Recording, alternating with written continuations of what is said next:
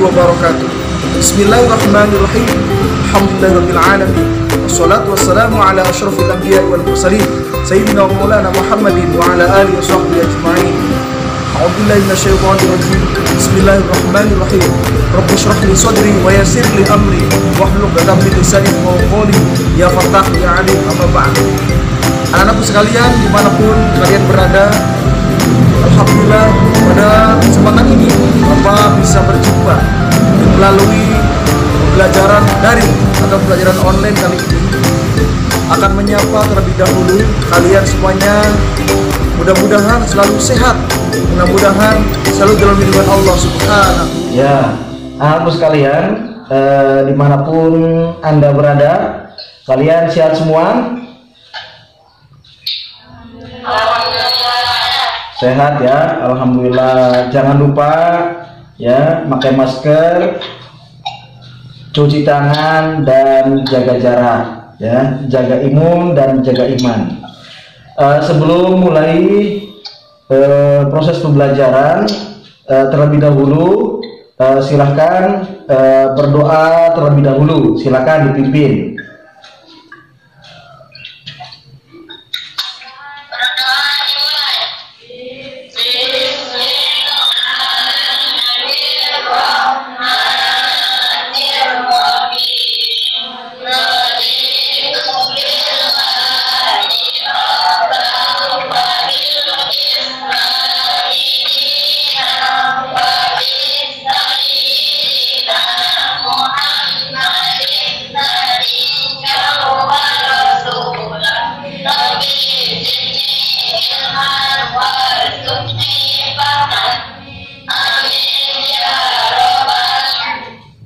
Oke, luar biasa. Semangat?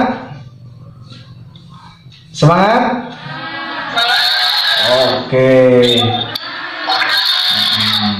Ya, sebelum kita memulai terlebih dahulu, Bapak akan absen terlebih dahulu ya. Baik. Ayu. Oke. Terus Ega. Dea, Ulfa, Laila, iya, terus Cindy, Hikmah. Oke, semuanya pada hadir semua ya, alhamdulillah. Baik, sebelum berlanjut kepada proses pembelajaran ya, baik, kalian akan yel-yel terlebih dahulu, memotivasi agar kalian terus semangat belajar, terus optimis dalam belajar ya. Silakan.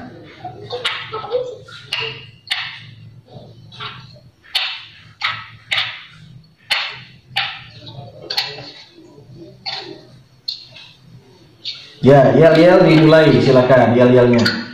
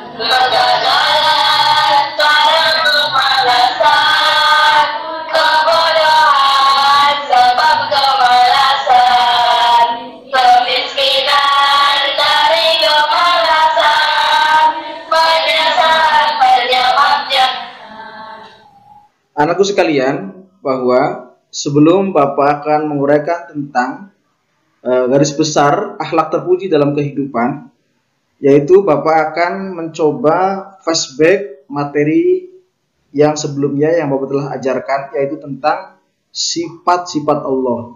perlu diingat, ada 3 poin yang kalian harus ingat. Yang pertama adalah sifat wajib bagi Allah, sifat mustahil bagi Allah, sifat jaiz bagi Allah. Sifat wajib bagi Allah yaitu sifat yang wajib ada pada diri Allah Subhanahu wa taala. Sedangkan sifat mustahil adalah kebalikan daripada sifat wajib bagi Allah Subhanahu wa taala, yaitu sifat mustahil itu adalah sifat yang tidak mungkin ada pada diri Allah Subhanahu wa taala. Yang ketiga adalah sifat jaiz, yaitu sifat yang ada atau tidak ada bagi Allah Subhanahu wa taala. Artinya ya sifat yang ada pada diri Allah dan juga sifat yang mungkin tidak ada pada diri Allah Subhanahu wa taala. Anakku sekalian, pada akhlak terpuji kali ini ada 2 poin yang kalian harus diingat. Yang pertama yaitu akhlak terpuji, yaitu ikhlas, dan yang kedua akhlak terpuji taat.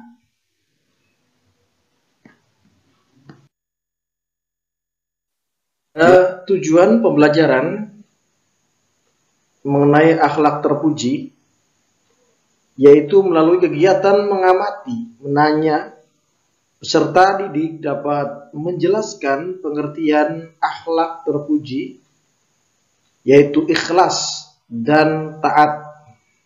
Melalui kegiatan mengeksplorasi materi akhlak terpuji, peserta didik dapat mengidentifikasi materi tentang sifat terpuji, yaitu tentang ikhlas dan taat.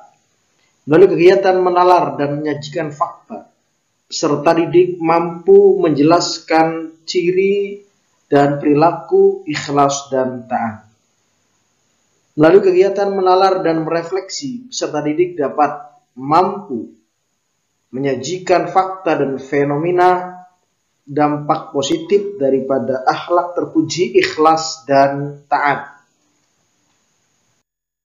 Anak-anakku sekalian, dimanapun saja kalian berada, agar lebih mudah dalam mempelajari materi kali ini, Bapak sudah buatkan peta konsep tentang akhlak terpuji dalam kehidupan. Dalam hal ini ada 2 poin yang Bapak akan uraikan secara garis besar, yaitu ikhlas dan taat. Ikhlas meliputi yaitu pengertian ikhlas, ciri-ciri perilaku ikhlas, cara berperilaku ikhlas, contoh-contoh perilaku ikhlas, dampak positif berperilaku ikhlas. Dan pada poin yang kedua yaitu tentang taat, yaitu meliputi pengertian daripada taat, ciri-ciri perilaku taat, cara berperilaku taat, contoh-contoh perilaku taat, dan dampak positif berperilaku taat. Itulah peta konsep yang sudah Bapak buat dalam materi kali ini agar kalian bisa memahami dan mudah untuk menyerapnya.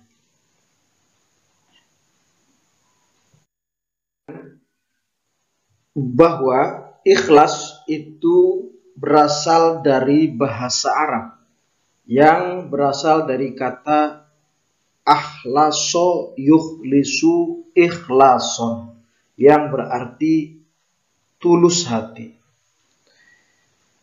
Artinya mengerjakan sesuatu dengan tulus. Ikhlas menurut istilah yaitu mengerjakan segala amal perbuatan yang baik ya, semata-mata hanya mengharap ridho Allah Subhanahu wa taala.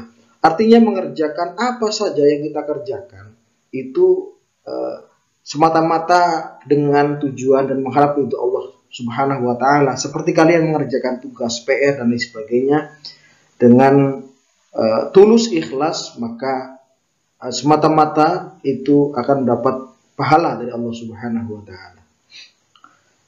Orang yang ikhlas disebut mukhlis. Sedangkan sifat ikhlas yaitu memurnikan niat melakukan perbuatan yang hanya semata kepada Allah Subhanahu wa taala. Dalam hal ini ada hadis Nabi Muhammad yang diriwayatkan oleh Darqutni yang artinya amal manusia tidak diterima kecuali dilakukan dengan ikhlas.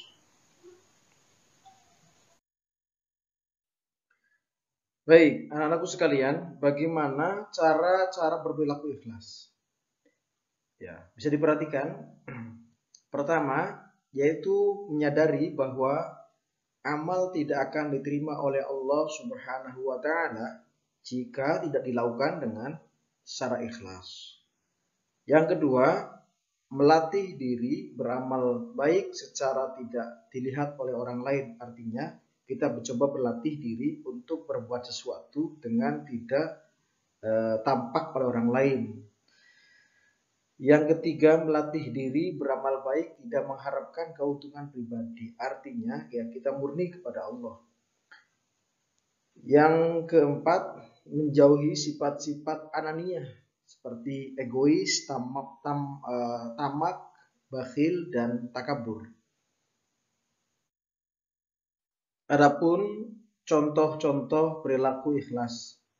Contoh dari perilaku ikhlas yang pertama, setiap hari Marwah membantu menyiapkan barang jualan ibunya di pasar tanpa mengharap imbalan dan pujian dari siapapun. Yang kedua, Pak Haji Ahmad. Pak Haji Ahmad adalah seorang yang dermawan, yang kaya raya. Dia rajin bersedekah tanpa diketahui oleh orang-orang di sekitarnya. Hal itu dilakukan dengan ikhlas dan hanya mengharap ridho dari Allah Subhanahu wa taala. Kedua contoh ini adalah mencerminkan perilaku ikhlas yang dimana esensinya adalah mengharap ridho dari Allah Subhanahu wa taala, tidak mengharapkan suatu hal apapun. Anakku sekalian, sedangkan dampak positif berperilaku ikhlas. 1. Perasaan nyaman dan perilakunya tenang karena perbuatan baiknya diniatkan semata-mata karena Allah Subhanahu wa taala. Kedua, terbiasa beribadah dan beramal baik tanpa ada paksaan dari siapapun karena tidak mengharap pujian dari orang lain. Dan yang terakhir, yang ketiga, menjadikan orang lain nyaman berteman dengannya karena orang lain mengetahui amalnya tidak mengharapkan pamrih atau tidak mengharap pamrih dari siapapun.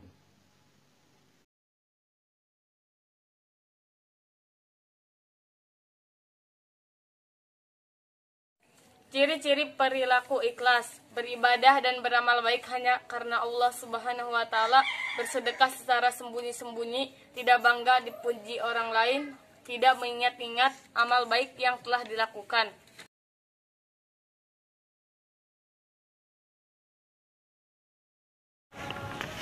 Cara-cara berperilaku ikhlas, menyadari bahwa amal tidak akan diterima oleh Allah Subhanahu wa taala jika tidak dilakukan dengan ikhlas, melatih diri beramal baik saat tidak dilihat orang lain, melatih diri beramal baik tidak mengharapkan keuntungan pribadi, menjauhi sifat-sifat ananiyah atau egois, tamak, baki, dan takabur. Pada bagian akhlak terpuji yang kedua, yaitu menguraikan tentang pengertian taat. Taat berasal dari bahasa Arab yang berasal dari kata do'a yati'u do'atan yang berarti setia, tunduk, dan patuh. Taat menurut istilah yaitu mematuhi segala perintah yang telah ada atau disepakati bersama. Taat kepada Allah yaitu mematuhi segala perintahnya Allah dan menjauhi larangan-larangannya. Nah, dalam hal ini Allah berfirman dalam surat An-Nisa yaitu ayat 59. Yaitu yang artinya setiap mukmin wajib taat kepada Allah, Rasul dan pemimpinnya. Quran surat An-Nisa ayat 59.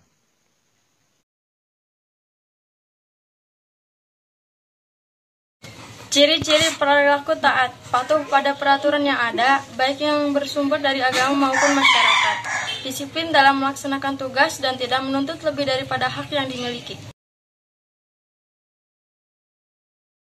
Perilaku taat, tidak menunda-nunda waktu sholat, menjauhkan diri dari perbuatan yang dilarang agama, bergaul dengan orang-orang yang teratur ibadahnya dan baik perbuatannya, melatih diri menaati segala peraturan yang berkenaan dengan diri sendiri, melatih diri menaati nasihat orang tua di rumah dan guru di sekolah.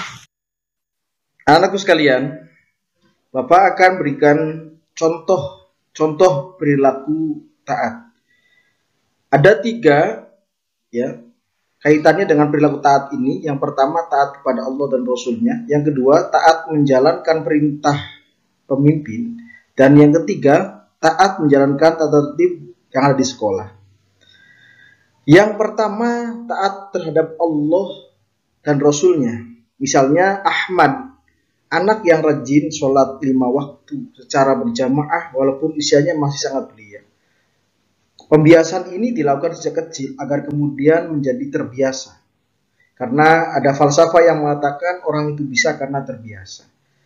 Yang kedua, taat menjalankan perintah pemimpin. Misalnya Pak Imron adalah seorang karyawan yang gigih, yang selalu mematuhi peraturan atasannya. Artinya, Pak Imron ini adalah seorang karyawan yang taat dan patuh terhadap aturan. Yang ketiga, taat menjalankan tata tertib di sekolah.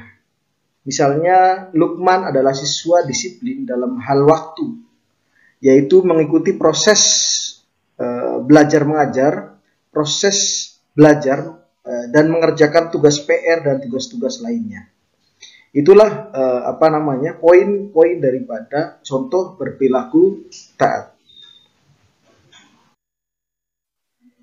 Anak-anakku sekalian, dimanapun saja kalian berada, dampak positif berperilaku taat yaitu akan melahirkan perasaan tenang karena bebas dari beban moral dan dapat melaksanakan salah satu dari sekian ajaran dari Allah Subhanahu wa Ta'ala, yaitu tentunya ajaran-ajaran yang baik. Mendapatkan kepercayaan dari orang lain karena terbiasa hidup taat. Hidupnya lebih teratur dan jauh dari sifat yang tidak teratur. Jika hal ini dilakukan secara terus, dengan tulus, dengan ikhlas karena semata hanya mengharapkan dari Allah, ridho dari Allah Subhanahu wa Ta'ala, maka akan mendapatkan balasan surga kelak nanti di akhirat. Amin ya rabbal alamin. Demikian materi yang Bapak sampaikan. Semoga kalian bisa menyerapnya dengan secara utuh dan bisa dilakukan setiap hari sebagai perilaku yang berakhlakul karimah, yaitu yang ikhlas dan taat. Kesimpulan, ikhlas berasal dari bahasa Arab akhlaso yuhlisu ikhlason, yang berarti tulus hati. Ikhlas menurut istilah mengerjakan segala amal perbuatan yang baik semata-mata hanya mengharap ridho Allah Subhanahu wa Ta'ala. Orang yang ikhlas mukhlis. Sifat ikhlas memurnikan niat melakukan perbuatan hanya untuk dan karena Allah Subhanahu wa Ta'ala. Taat berasal dari bahasa Arab to'a yati'u to'atan, yang berarti setia, tunduk, dan patuh. Taat menurut istilah mematuhi segala perintah yang telah ada atau disepakati bersama. Taat kepada Allah mematuhi segala perintahnya dan menjauhi segala larangannya.